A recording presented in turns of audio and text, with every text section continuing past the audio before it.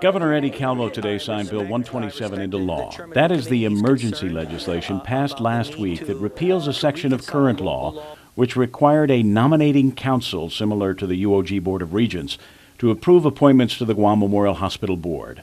The emergency legislation was introduced by Health Committee Chair Senator Dennis Rodriguez last week in the wake of the governor's decision to impanel the board using his organic authority. Rodriguez said he hoped that the governor would see swift passage of the measure as a good faith effort and respond by submitting the names of his board for legislative approval. And that's just what the governor did. I think it's so important to bring our legislative partners into the mix. So with that, I signed the bill into law. I respect the chairman of the committee. He's concerned about the need to reconcile local law with the Organic Act, and then at the same time, he also recognizes that we need to move forward in improving the quality of health care at that hospital. The problem now is that the board that the governor has already impaneled is scheduled to meet this Wednesday night, a day ahead of the confirmation hearing Senator Rodriguez has called for Thursday.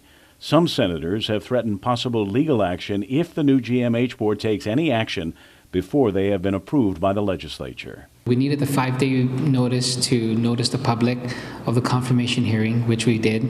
And so after that, we prepared the committee reports, which my office will work diligently on doing. And then it'll have to come before the full body for a vote.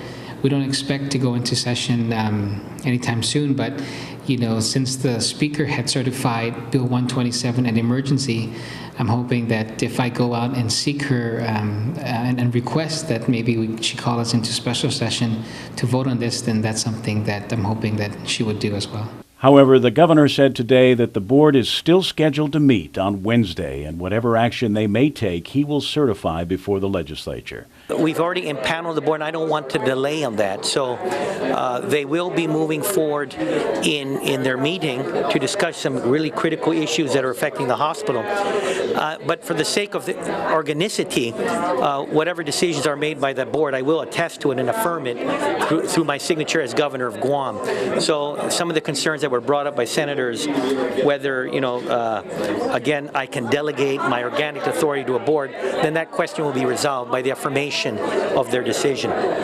So the meeting will happen on Wednesday? Unless they decide to change their minds. But I've told, as far as I'm concerned, I've been very clear with the members of the board. I don't want to see any further delays. I continue to ask Governor Calvo to postpone that Board of Trustee meeting until the board, a legislative confirmed board, is in place. We've said all along that the governor has authority, full authority under the Organic Act to carry out the operations of the hospital. And so I think by having a board in place, making them act like they are a board that's governing the hospital is problematic.